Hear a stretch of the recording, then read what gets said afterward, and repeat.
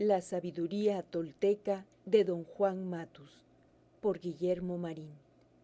Cuando inicié el estudio de la obra de Carlos Castaneda a finales de la década de los años 70, me di cuenta que la obra se puede dividir en tres partes de manera general. Lo que dice don Juan, lo que piensa Castaneda sobre lo que dice y hace don Juan, y el relleno circunstancial a las historias de poder. Para efectos de mi investigación sobre la sabiduría de los milenarios toltecas y la Toltecayotl, las dos últimas partes no eran tan significativas, pues son vivencias y apreciaciones muy personales de Castaneda. Pero ciertas cosas que dice don Juan puede ser de extrema valía, toda vez que la sabiduría tolteca fue transmitida por milenios de labio a oído y mantenida a través de la cultura oral. Los códices de la náhuatl no son libros, sino un recurso pictográfico para recordar historias ya conocidas a través de la oralidad. De manera respetuosa al trascendente trabajo de Castaneda que está ahí, esperando a los lectores con el poder personal suficiente para poder sacar provecho del conocimiento de uno de los tantos linajes de la sabiduría tolteca. Nosotros observamos una gran deficiencia en la obra al descontextualizar las enseñanzas de su génesis cultural. En efecto, la sabiduría tolteca no está únicamente depositada en un puñado de iluminados. Como todas las grandes sabidurías del mundo, están implícitas y explícitas en el pueblo que las crea. Porque el principio y fin de toda sabiduría o conocimiento filosófico es el pueblo de donde surge y se recrea. La dimensión humana del conocimiento es lo que le da sentido y permanencia. De no ser así, de quedar en un grupúsculo de iniciados encubiertos en la clandestinidad de la fatua fantasía, es transitar hacia el olvido y la extinción. Un conocimiento sin sabiduría conduce a la aberración humana. El conocimiento libera, no esclaviza. Por esta razón, nos vimos en la necesidad de remitirnos al estudio de la historia antigua de la náhuatl y a trabajar en las comunidades indígenas de Oaxaca.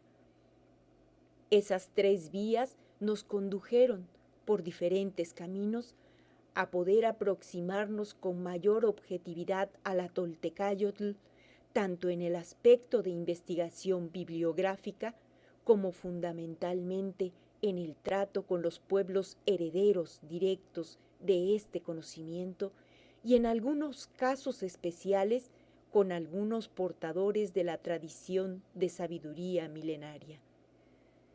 En el camino y por nuestra deformación profesional, ya que en la administración la eficacia y la eficiencia son los rieles donde transita el proceso administrativo, primero empezamos a leer una y otra vez el mismo texto, pues descubríamos que en cada nueva lectura aparecían fragmentos o ideas valiosas que en la última lectura no los habíamos detectado. El siguiente paso fue subrayar lo más importante.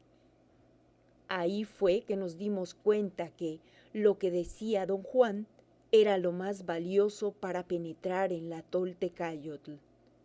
De esta manera, al volver a releer un libro por N ocasión, ya no leíamos la paja y lo que pensaba Castaneda, solo nos enfocábamos a lo que decía don Juan. Descubrimos con el tiempo que las palabras de don Juan tenían vida propia y que todas se dirigían al mismo sitio. Su discurso era coherente y estructurado. El rompecabezas del conocimiento poco a poco se fue armando y cobrando forma. Además, se potenciaba a sí mismo.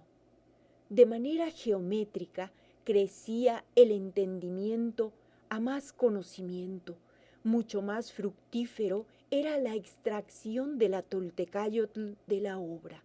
De esta manera podíamos leernos un libro en una sentada al leer solo lo subrayado de lo dicho por don Juan, según Castaneda.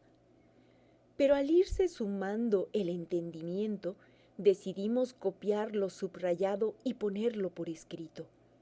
El resultado fue la creación de un texto coherente y de una profundidad impactante, especialmente para quienes ya conocían las historias de poder. En efecto, los centros abstractos de las historias de poder se clarificaban al repetir una y otra vez su lectura. Así pudimos trabajar la obra e íbamos sumando los nuevos textos que iban apareciendo. Sin embargo, en un momento nos surgió la idea de hacer un extracto de lo más importante que decía don Juan. Nos pusimos a subrayar de lo transcrito lo más importante según nosotros. Cuando esto estuvo terminado, nos dimos a la tarea de grabar en un audiocassette con nuestra propia voz lo que llamamos la jalea real de la toltequidad. El resultado fue extraordinario, pues teníamos acceso a la Toltecayotl literalmente noche y día. Habíamos cerrado el círculo al transformar la cultura escrita en cultura oral.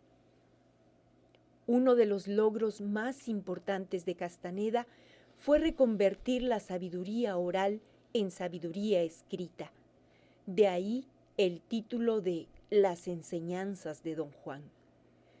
Resulta verdaderamente sorprendente que una pequeña parte de la sabiduría que se transmitió de generación en generación en los milenarios centros de conocimiento del Sem Anáhuac y que vivió durante más de 11 siglos en la clandestinidad, lejos de las deformaciones del periodo posclásico decadente del México antiguo y de la persecución en los últimos 5 siglos de colonización extranjera, ahora se puede encontrar en la Internet y en las librerías de todo el mundo. De hecho, Castaneda fue escogido por el poder para dar a conocer la Toltecayotl. Escribir para Castaneda era la forma en la que él aprendería a ser brujo, según don Genaro. Lo cierto es que a lo largo de muchos años pudimos disfrutar de esos cassettes y mágicamente penetramos a los centros abstractos de las historias de poder. Muchos años después vino otro proceso muy interesante, que fue por situaciones ajenas que dejamos de hablar y pensar en la Toltecayotl y en las enseñanzas de don Juan. En efecto, gracias a una repinche tirana, paramos nuestro diálogo externo y las enseñanzas toltecas empezaron a fluir de adentro hacia afuera. Fueron 7 años de silencio externo, pero de fermento interior. Esta es la razón por la que un día nos sentamos a escribir y en una semana hicimos el texto de Para leer a Carlos Castaneda. Habíamos logrado no solo acopiar mucha información, sino lo que es más importante, habíamos logrado interiorizar la Toltecayotl al punto de verla en las formas cotidianas de la cultura popular de los pueblos en México en general y de los pueblos indígenas de Oaxaca en particular. Ahora que la magia de la tecnología me permite ver la obra completa de Carlos Castaneda en la Internet, en el sitio www.onceargentina.com, al alcance de todo el mundo literalmente, y que goza uno de los beneficios de las computadoras personales, y como un homenaje a don Juan y Castaneda, me permito presentar una pequeña parte del trabajo que me ayudó a penetrar la sabiduría que está en esta maravillosa obra que nos regala el conocimiento tolteca. Mucha gente en todo el mundo ha leído la obra de Castaneda. En general, se ha leído más como literatura y hasta como antropología que como una extraordinaria obra de recuperación de una sabiduría ancestral totalmente velada para el mundo profano y que se mantuvo probablemente desde la mítica partida de Quetzalcóatl en el llamado colapso del período clásico superior alrededor del año 850 de la era de manera impecable en el anonimato. Por ello, deseamos hacer dos consideraciones. La primera es que lo que dice don Juan y escribe Carlos Castaneda no es la original Toltecayotl. Debemos de tomar en cuenta que pasaron muchos siglos en la clandestinidad, que existen muchos linajes de sabiduría tolteca, que el linaje de don Juan tuvo modificaciones verdaderamente extraordinarias, especialmente por la presencia del inquilino, que como dijo don Juan, los nuevos seres de conocimiento eliminaron el rito y adoptaron la didáctica a como mejor les acomodó según temperamento, tiempo histórico y cultura. Lo segundo que vale acotar es que la toltequidad o la toltecayotl ni en sus mejores tiempos fue un conocimiento para todo mundo. El camino del guerrero implica una inmensidad de disciplina, responsabilidad, templanza, refrenamiento del ego, decantamiento y fortaleza del cuerpo, así como un inmenso trabajo en el carácter para, como decía don Juan, limar las asperezas naturales de la forma de ser del ser humano. Por tal razón, las 17 técnicas que recomienda don Juan en el libro de Viaje a Ixtlán puede ser, para un lector interesado en esta sabiduría ancestral, el intento serio de un comienzo humilde, pero firme, de estas prácticas toltecas que bien le pueden llevar toda una vida ponerlas en práctica en la vida cotidiana. Por ello, es que recomendamos empezar a leer la obra a partir de una ruta de conocimiento, entendiendo que los 4 primeros libros versan sobre las enseñanzas del lado del tonal y los siguientes 4 sobre las enseñanzas del nahual. Por lo anterior, recomendamos leer la obra con esta cronología: 3, 2, 3, 4, 5, 6, 7 y 8. Desde nuestra humilde opinión, los demás libros sobran o, para decirlo de manera elegante, están muy lejos de las posibilidades intelectuales y sobre todo energéticas de los lectores. Y justamente el peligro más grande que enfrenta un lector rajado como un guaje, dijera don Juan, es que empiezan a fantasear con el aterrador y fantástico mundo del nahual. En efecto, el grave riesgo de la gente que se engatusa con el mundo del nahual es que se desconecta del mundo del tonal.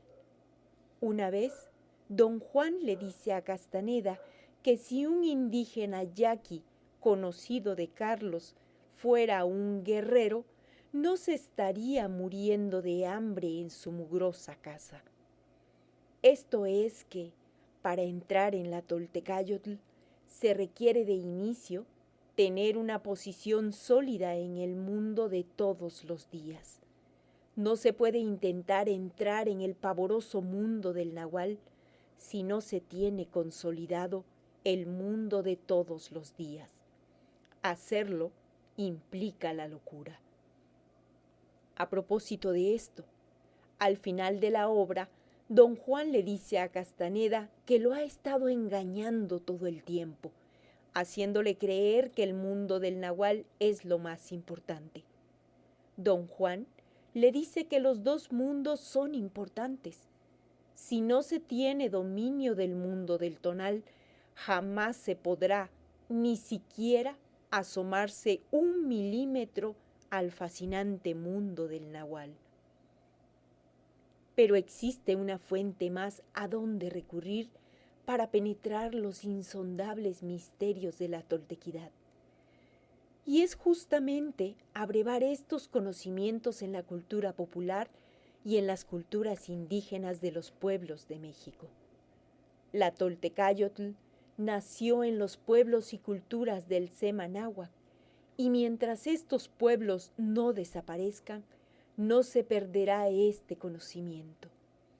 La sabiduría popular de todos los pueblos del mundo tiene su fuente primigenia en la sabiduría perenne.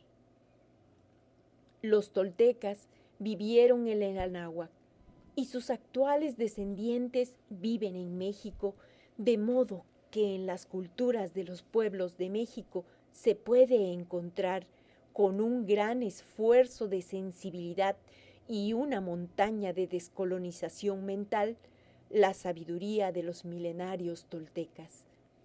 Y como Castaneda nos relata espléndidamente en sus libros, los toltecas que él conoció los encontró lo mismo en ciudades, pueblos, que en pequeñas aldeas de las montañas de Oaxaca o en el desierto de Sonora. En México, muy poca gente ha estudiado con seriedad la obra de Castaneda. De ellos, unos cuantos han logrado ver la sabiduría tolteca en los textos, y casi nadie ha emprendido en verdad el camino del guerrero, incluyendo al que escribe. Con la mejor intención de que la gente tome como un desafío serio la lectura de la obra de Carlos Castaneda, nos permitimos armar el siguiente texto como una invitación seductora a emprender el reto de encontrar el espejo que humea de Tezcatlipoca en esta impecable obra de brujería tolteca que representa para nosotros la obra del Carlos Castaneda. Guillermo Marín, otoño de 2007, San Jerónimo Yahuiche, Oaxaca. Selección de fragmentos de textos de la obra de Carlos Castaneda. Libro Una realidad aparte. Don Juan me escudriñó como el día en que nos conocimos. Piensas demasiado en ti mismo, dijo sonriendo, y eso te da una fatiga extraña que te hace cerrarte al mundo que te rodea y agarrarte de tus razones. Por eso tienes solamente problemas. Yo también soy solo un hombre, pero no lo digo como tú lo dices. ¿No me dijiste una vez que, en tu opinión, lo más grande que alguien podría lograr era llegar a ser hombre de conocimiento? ¿Crees que tu riquísimo mundo podría ayudarte a llegar a ser un hombre de conocimiento?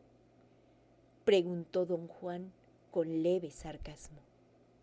No respondí, y él entonces formuló la misma pregunta en otras palabras, algo que yo siempre le hago cuando creo que no entiende. En otras palabras, dijo, sonriendo con franqueza. En otras palabras, dijo, sonriendo con franqueza, obviamente al tanto de que yo tenía conciencia de su ardid. ¿Pueden tu libertad y tus oportunidades ayudarte a ser hombre de conocimiento? No, dije enfáticamente. Entonces, ¿cómo pudiste tener lástima de esos niños? Dijo con seriedad. Cualquiera de ellos podría llegar a ser un hombre de conocimiento. Todos los hombres de conocimiento que yo conozco fueron muchachos como esos que viste comiendo sobras y lamiendo las mesas. Muy sencillo, dijo.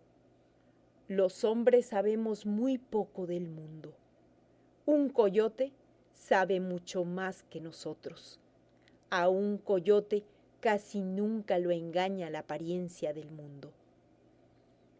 Una vez que decidiste venir a México, debiste haber dejado todos tus pinches miedos, dijo con mucha severidad. Tu decisión de venir debió haberlos vencido. Viniste porque querías venir. Ese es el modo del guerrero. Te lo he dicho 1000 veces. El modo más efectivo de vivir es como guerrero. Preocúpate y piensa antes de hacer cualquier decisión. Pero una vez que la hagas, echa a andar libre de preocupaciones y de pensamientos. Todavía habrá 1.000.000 de decisiones que te esperen. Ese es el modo del guerrero. Esas son las luces en la cabeza de la muerte, dijo con suavidad. La muerte se las pone como un sombrero y después se lanza al galope. Esas son las luces de la muerte al galope, ganando terreno, acercándose más y más. Un escalofrío recorrió mi espalda.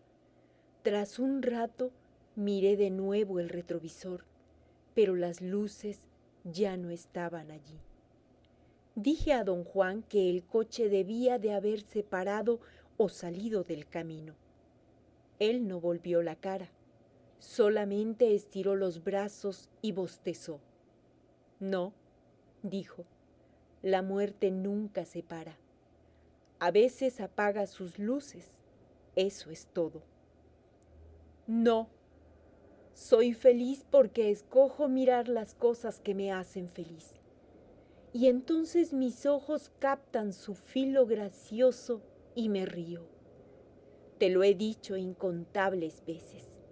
Siempre hay que escoger el camino con corazón para estar lo mejor posible. Quizá para poder reír todo el tiempo. Una vez te dije que para nuestra suerte como hombres es aprender. Para bien o para mal, repuso. Yo he aprendido a ver y te digo que nada importa en realidad. Ahora te toca a ti. A lo mejor algún día verás y sabrás si las cosas importan o no. Para mí nada importa, pero capaz para ti importe todo. Ya deberías saber a estas alturas que un hombre de conocimiento vive de actuar, no de pensar en actuar, ni de pensar qué pensará cuando termine de actuar. Por eso, un hombre de conocimiento elige un camino con corazón y lo sigue. Y luego mira y se regocija y ríe. Y luego ve y sabe. Sabe que su vida se acabará en un abrir y cerrar de ojos. Sabe que él, así como todos los demás, no va a ninguna parte. Sabe, porque ve, que nada es más importante que lo demás. En otras palabras, un hombre de conocimiento no tiene honor, ni dignidad, ni familia, ni nombre, ni tierra. Solo tiene una vida que vivir, y en tal condición, su única liga con sus semejantes es su desatino controlado. Así, un hombre de conocimiento se esfuerza y suda y resuella, y si uno lo mira, es como cualquier hombre común, excepto que el desatino de su vida está bajo control. Como nada le importa más que nada, un hombre de conocimiento escoge cualquier acto y lo actúa como si le importara. Su desatino controlado lo lleva a decir que lo que él hace importa, y lo lleva a actuar como si importara. Y sin embargo, él sabe que no importa. De modo que, cuando completa sus actos, se retira en paz, sin pena ni cuidado de que sus actos fueran buenos o malos o tuvieran efecto o no. Tú piensas en tus actos, dijo. Por eso tienes que creer que tus actos son tan importantes como piensas que son, cuando en realidad nada de lo que uno hace es importante, nada. No es así, dijo don Juan cortante. Tu amigo se siente solo porque morirá sin ver. Su vida solo fue para hacerse viejo y ahora ha de sentirse más mal que nunca. Siente haber desperdiciado 40 años porque buscaba victorias y no halló sino derrotas. Jamás sabrá que ser victorioso y ser derrotado son iguales. Don Juan se puso de pie y extendió los brazos como palpando cosas en el aire. Todo está lleno hasta el borde, repitió, y todo es igual. Yo no soy como tu amigo, que nada más se hizo viejo. Cuando yo te digo que nada importa, no lo digo como él. Para él, su lucha no valió la pena porque salió derrotado. Para mí, no hay victoria, ni derrota, ni vacío. Todo está lleno hasta el borde, y todo es igual, y mi lucha valió la pena. Para convertirse en hombre de conocimiento hay que ser un guerrero, no un niño llorón. Hay que luchar sin entregarse, sin una queja, sin titubear, hasta que uno vea, y solo entonces puede uno darse cuenta que nada importa. Te importa demasiado querer a los otros o que te quieran a ti, dijo. Un hombre de conocimiento quiere. Eso es todo. Quiere lo que se le antoja o a quien se le antoja, pero usa su desatino controlado para andar sin pena ni cuidado. Hizo una pausa y me miró como queriendo juzgar el efecto de sus palabras. Tus acciones, así como las acciones de tus semejantes en general, te parecen importantes solo porque has aprendido a pensar que son importantes. Puso una inflexión tan peculiar en la palabra aprendido que me forzó a inquirir a qué se refería con ella. Aprendemos a pensar en todo, dijo, y luego entrenamos nuestros ojos para mirar al mismo tiempo que pensamos de las cosas que miramos. Nos miramos a nosotros mismos pensando ya que somos importantes. Y por supuesto, tenemos que sentirnos importantes, pero luego, cuando uno aprende a ver, se da cuenta de que ya no puede uno pensar en las cosas que mira. Y si uno no puede pensar en lo que mira, todo se vuelve sin importancia. Nuestra suerte como hombres es aprender. Y al conocimiento se va como a la guerra. Te lo he dicho incontables veces. Al conocimiento o a la guerra se va con miedo, con respeto, sabiendo que se va a la guerra y con absoluta confianza en sí mismo. Confía en ti, no en mí.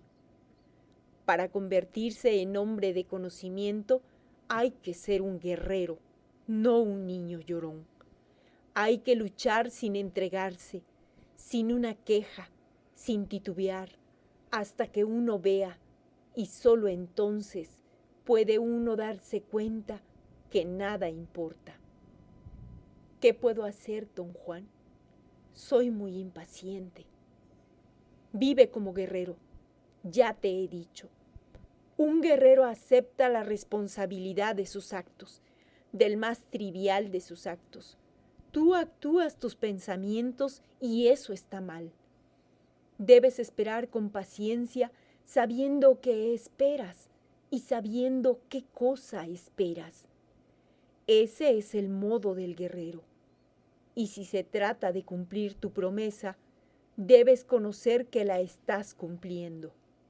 Entonces llegará un momento en el que tu espera habrá terminado y ya no tendrás que honrar tu promesa. No hay nada que puedas hacer por la vida de ese niño. Solo él podría cancelar ese acto. ¿Pero cómo? Aprendiendo a reducir a nada sus necesidades. Mientras piense que fue una víctima, su vida será un infierno. Y mientras tú pienses lo mismo, tu promesa vale. Lo que nos hace desdichados es la necesidad. Pero si aprendemos a reducir a nada nuestras necesidades, la cosa más pequeña que recibamos será un verdadero regalo. Ten paz. Le hiciste un buen regalo a Joaquín. Ser pobre o necesitado es solo un pensamiento, y lo mismo es odiar o tener hambre o sentir dolor. No puedo creer eso en verdad, don Juan. ¿Cómo pueden ser solo pensamientos el hambre y el dolor? Para mí, ahora son solo pensamientos. Eso es todo lo que sé. He logrado esa hazaña. Esa hazaña es poder y ese poder es todo lo que tenemos. Fíjate bien, para oponernos a las fuerzas de nuestras vidas, sin ese poder, somos basuras, polvo al viento. A nosotros, como individuos, nos toca oponernos a las fuerzas de nuestras vidas. Esto te lo he dicho 1000 veces. Solo un guerrero puede sobrevivir. Un guerrero sabe qué espera y sabe lo que espera. Y mientras espera, no quiere nada. Y así, cualquier cosita que recibe es más de lo que puede tomar. Si necesita comer, haya el modo, porque no tiene hambre. Si algo lastima su cuerpo, haya el modo de pararlo, porque no siente dolor. Tener hambre o sentir dolor significa que uno se ha entregado y que ya no es un guerrero.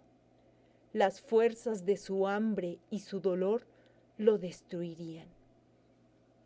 He aprendido que los incontables caminos que uno recorre en su vida son todos iguales. Los opresores y los oprimidos se encuentran al final, y lo único que sigue valiendo es que la vida fue demasiado corta para ambos. Hoy no me siento triste porque mis padres murieran como murieron.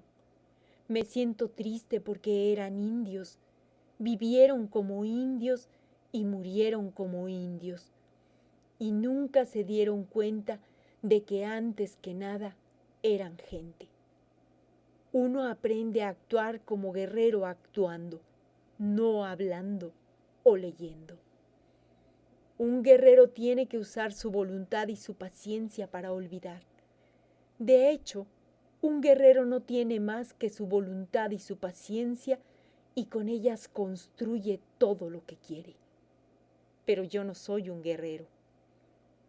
Has empezado a aprender las brujerías. Ya no te queda más tiempo para retiradas ni para lamentos. Solo tienes tiempo para vivir como un guerrero y trabajar por la paciencia y la voluntad, quieras o no quieras. ¿Acaso lo primero que se debe hacer es saber que uno puede desarrollar la voluntad? Un guerrero lo sabe y se pone a esperar. Tu error es no saber qué estás esperando a tu voluntad. La voluntad es lo que puede darte el triunfo cuando tus pensamientos te dicen que estás derrotado. La voluntad es lo que te hace invulnerable. La voluntad es lo que manda a un brujo a través de una pared, a través del espacio, a la luna si él lo quiere. Describió la voluntad como una fuerza que era la verdadera liga entre los hombres y el mundo. Tuvo buen cuidado de establecer que el mundo era lo que percibimos en cualquier manera que podemos elegir percibirlo. Don Juan sostenía que percibir el mundo involucra un proceso de aprender lo que se presenta ante nosotros. Esta percepción particular se lleva a cabo con nuestros sentidos y nuestra voluntad. Mi benefactor decía que cuando un hombre se embarca en los caminos de la brujería, poco a poco se va dando cuenta de que la vida ordinaria ha quedado atrás para siempre, de que el conocimiento es en verdad algo que da miedo, de que los medios del mundo ordinario ya no le sirven de sostén, y de que si desea sobrevivir, debe adoptar una nueva forma de vida. Lo primero que debe hacer en ese punto es querer llegar a ser un guerrero, un paso y una decisión muy importantes. La aterradora naturaleza del conocimiento no le permite a uno otra alternativa que la de llegar a ser un guerrero. Un hombre que sigue los caminos de la brujería se enfrenta en cada recodo con la aniquilación inminente y sin poder evitarlo, se vuelve terriblemente consciente de su muerte. Sin la conciencia de la muerte, no sería más que un hombre común envuelto en actos comunes. Carecería de la potencia necesaria, de la concentración necesaria que transforman en poder mágico nuestro tiempo ordinario sobre la tierra. De ese modo, y para ser un guerrero, un hombre debe estar, antes que nada y con justa razón, terriblemente consciente de su propia muerte. Pero preocuparse por la muerte forzaría a cualquiera de nosotros a enfocar su propia persona, y eso es debilitante. De modo que lo que uno necesita para ser guerrero es el desapego.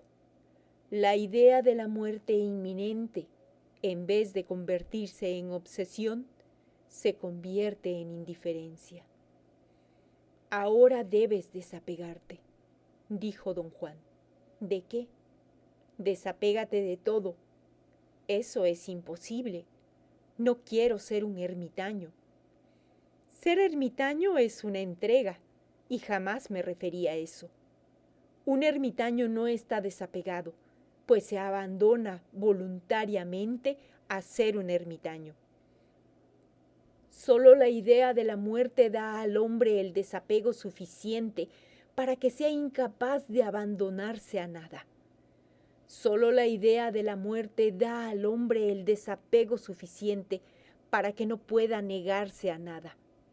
Pero un hombre de tal suerte no ansía, porque ha adquirido una lujuria callada por la vida y por todas las cosas de la vida.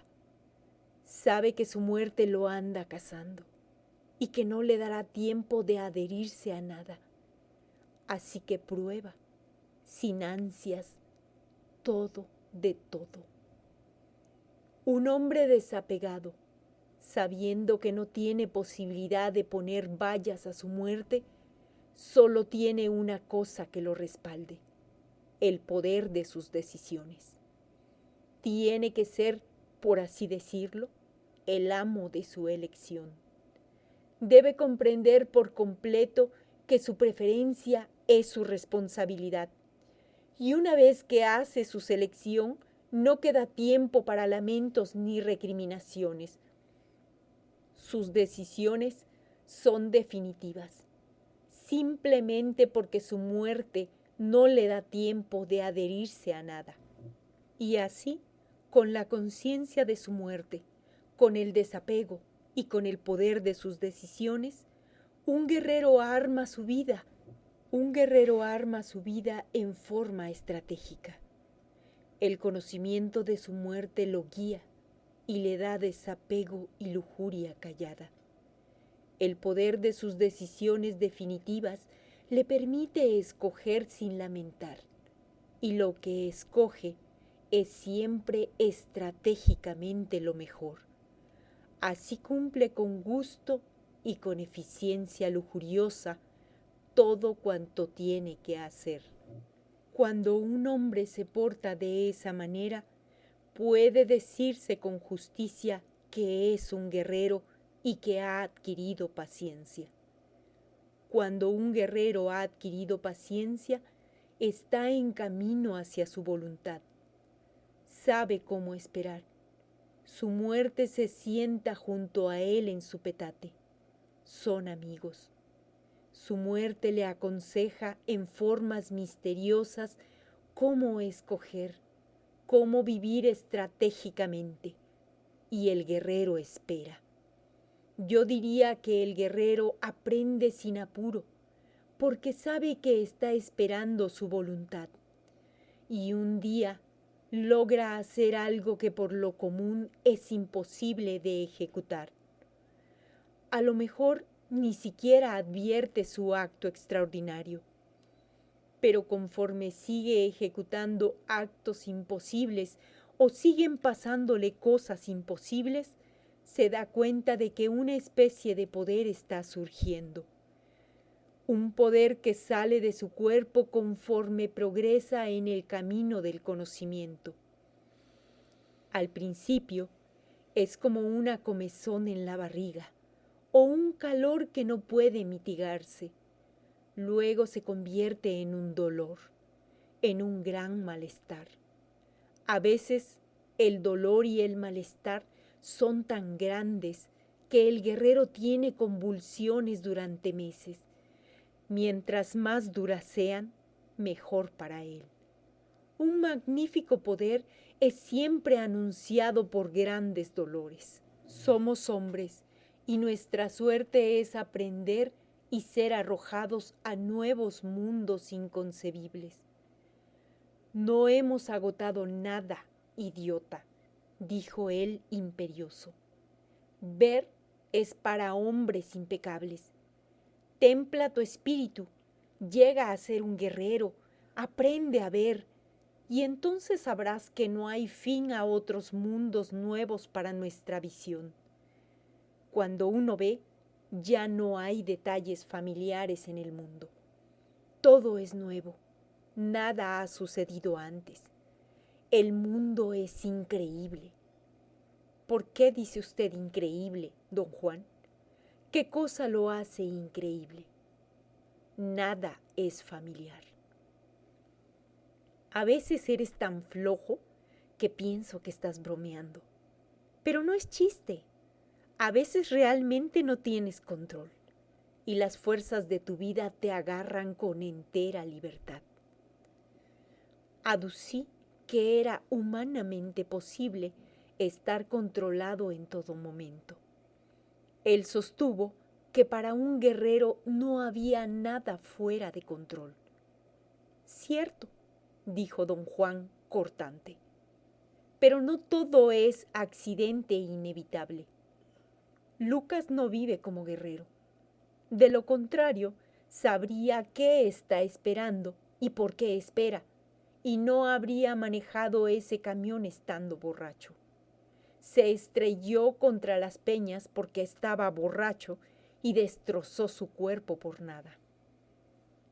La vida, para un guerrero, es un ejercicio de estrategia, prosiguió don Juan.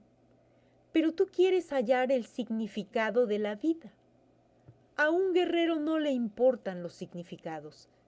Si Lucas viviera como guerrero y tuvo su oportunidad como todos tenemos la nuestra, armaría su vida estratégicamente. De ese modo, si no podía evitar un accidente que le destrozara las costillas, habría hallado medios para compensar ese contratiempo o evitar sus consecuencias o batallar contra ellas. Si Lucas fuera guerrero, no estaría muriéndose de hambre en su casa mugrosa. Estaría batallando hasta el final. Todo lo que puedo decirte, dijo don Juan, es que un guerrero nunca está disponible. Nunca está parado en el camino esperando las pedradas. Así corta al mínimo el chance de lo imprevisto. Lo que tú llamas accidentes son casi siempre muy fáciles de evitar, excepto para los tontos que viven por las puras. La muerte tiene 2 etapas. La primera es un obscurecimiento. Es una etapa sin sentido, muy semejante al primer efecto de Mezcalito cuando uno experimenta una ligereza que lo hace sentirse feliz, completo, y todo en el mundo está en calma. Pero ese es solo un estado superficial. No tarda en desvanecerse y uno entra en un nuevo terreno, el terreno de la dureza y el poder. Esa segunda etapa es el verdadero encuentro con Mezcalito. La muerte es muy parecida. La primera etapa es un oscurecimiento superficial, pero la segunda es la verdadera etapa en que uno se encuentra con la muerte. Un breve momento después de la primera oscuridad, hallamos que, de algún modo, somos otra vez nosotros mismos. Y entonces la muerte choca hasta que disuelve nuestras vidas en la nada. Tú manejas mucho, siguió diciendo, así que tal vez te encuentres en un momento dado nuevamente al volante. Será una sensación muy rápida que no te dará tiempo de pensar.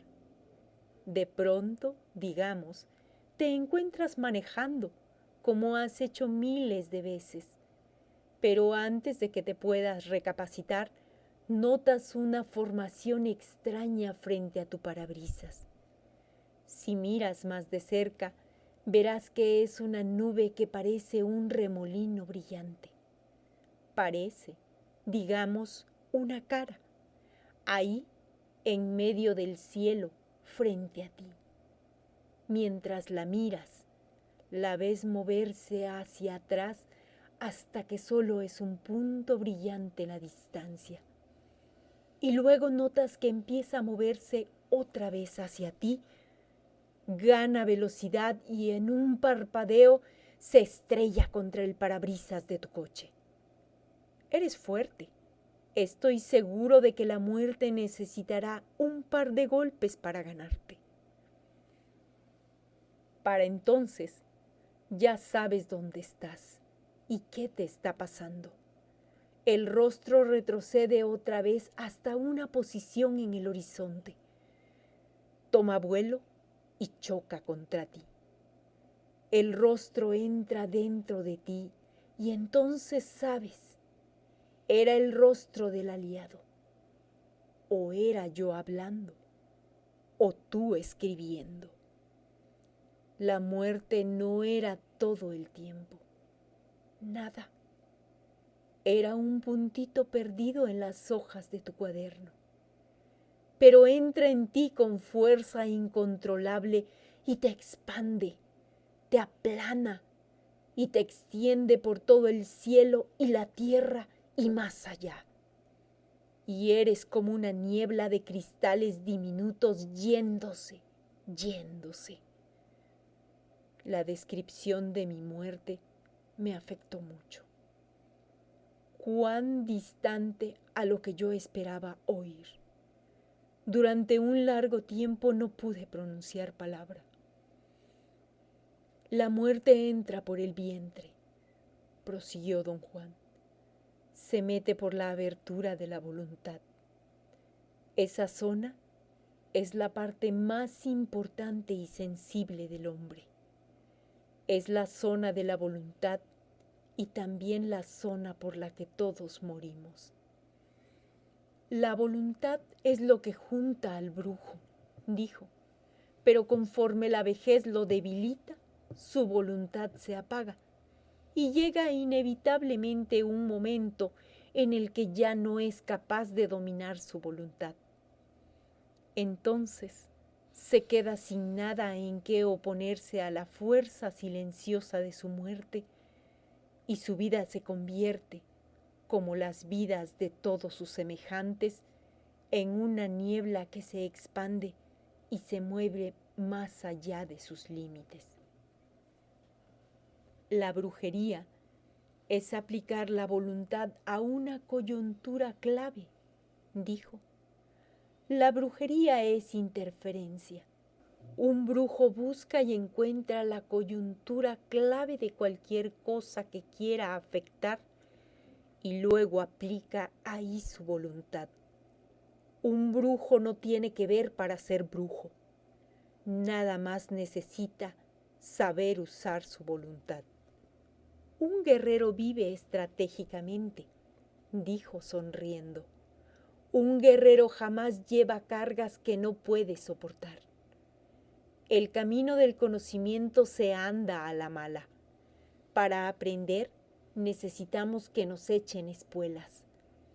En el camino del conocimiento siempre estamos peleando con algo, evitando algo, preparados para algo, y ese algo es siempre inexplicable, más grande y poderoso que nosotros.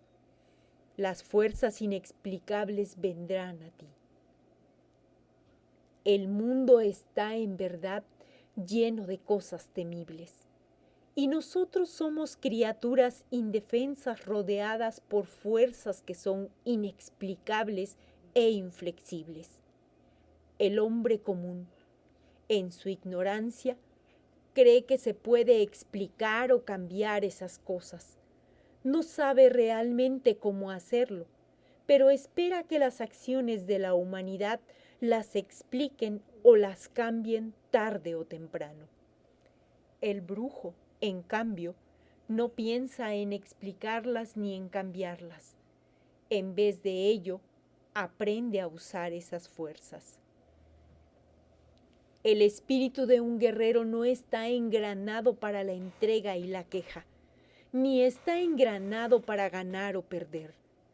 El espíritu de un guerrero solo está engranado para la lucha, y cada lucha es la última batalla del guerrero sobre la tierra. De ahí que el resultado le importa muy poco. En su última batalla sobre la tierra, el guerrero deja fluir su espíritu libre y claro, y mientras libra su batalla, sabiendo que su voluntad es impecable, el guerrero ríe y ríe. Dije que un guerrero elige los elementos que forman su mundo. Elige con deliberación, pues cada elemento que escoge es un escudo que lo protege de los ataques de las fuerzas que él lucha por usar. Un guerrero utiliza sus resguardos para protegerse de su aliado, por ejemplo. Actuar como guerrero y elegir los elementos de tu mundo. Ya no puedes rodearte de cosas a la loca. Te digo esto de la manera más seria. Ahora, por primera vez, no estás seguro de tu antigua forma de vivir. Piensas y hablas demasiado. Debes dejar de hablar contigo mismo. ¿Qué quiere usted decir? Hablas demasiado contigo mismo. No eres único en eso. Cada uno de nosotros lo hace. Sostenemos una conversación interna. Piensa en eso. ¿Qué es lo que siempre haces cuando estás solo? Hablo conmigo mismo. ¿De qué te hablas? No sé, de cualquier cosa, supongo. Te voy a decir de qué nos hablamos. Nos hablamos de nuestro mundo. Es más, mantenemos nuestro mundo con nuestra conversación interna. ¿Cómo es eso? Cuando terminamos de hablar con nosotros mismos, el mundo es siempre como debería ser. Lo renovamos, lo encendemos de vida, lo sostenemos con nuestra conversación interna. No solo eso, sino que también escogemos nuestros caminos al hablarnos a nosotros mismos.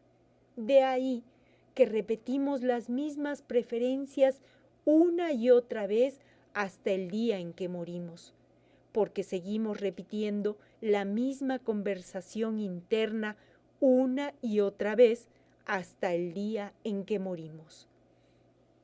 Un guerrero se da cuenta de esto y lucha por parar su habladuría. Este es el último punto que debes saber si quieres vivir como guerrero. Un guerrero se da cuenta de que el mundo cambiará tan pronto como deje de hablarse a sí mismo, dijo, y debe estar preparado para esa sacudida monumental. ¿Qué es lo que quiere usted decir, don Juan? El mundo es así y así o así y asá, solo porque nos decimos a nosotros mismos que esa es su forma. Si dejamos de decirnos que el mundo es así y asá, el mundo deja de ser así y asá. En este momento no creo que estés listo para un golpe tan enorme. Por eso debes empezar despacio a deshacer el mundo. Tu problema es que confundes el mundo con lo que la gente hace. Pero tampoco en eso eres el único. Todos lo hacemos. Las cosas que la gente hace son los resguardos contra las fuerzas que nos rodean. Lo que hacemos como gente nos da consuelo y nos hace sentirnos seguros. Lo que la gente hace es, por cierto, muy importante, pero solo como resguardo. Nunca aprendemos que las cosas que hacemos como gente son solo resguardos y dejamos que dominen y derriben nuestras vidas. De hecho, podría decir que para la humanidad lo que la gente hace es más grande y más importante que el mundo mismo. Un guerrero se da cuenta de esta confusión y aprende a tratar a las cosas debidamente. Las cosas que la gente hace no pueden, bajo ninguna condición, ser más importantes que el mundo. De modo que un guerrero trata el mundo como un interminable misterio y lo que la gente hace como un desatino sin fin.